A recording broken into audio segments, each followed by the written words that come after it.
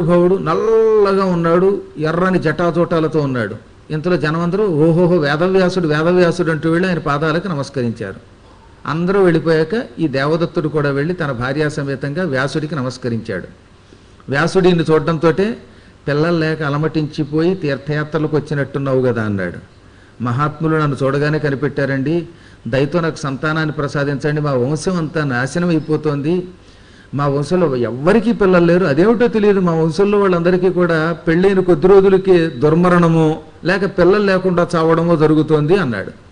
అప్పుడు ఆయన కొన్ని పూర్వజన్మ కర్మలు ఉంటే వంశం నిలబడదు, లేక వంశంలో ఎవరైనా పుట్టినా వాళ్ళు దౌర్భాగ్యులు పడతారు, ఆ కర్మంతా తొలగడానికి కాశీ విశ్వేశ్వరుడికి అభిషేకం చేసుకో, నా అనుగ్రహంతో నీకు 10 మంది పిల్లలు పుడతారు, ఇక వద్దు బాబోయ్ అనుకుంటా నువ్వే, అంతమంది చక్కగా 10 మంది బంగారం లాంటి పిల్లలు పుడతారు పొమ్మన్నాడు.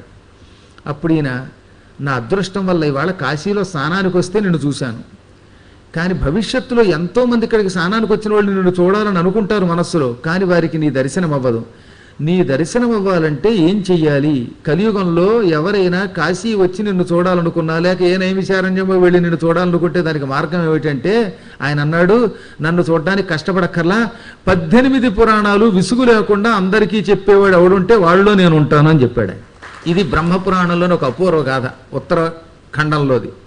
పౌరాణికులు శ్రద్ధగా విసుక్కోకుండా భక్తితో పురాణాలు చెబితే వారందరూ వ్యాసస్వరూపులు. ఇది స్వయముగా వ్యాసుడు చెప్పిన మాట.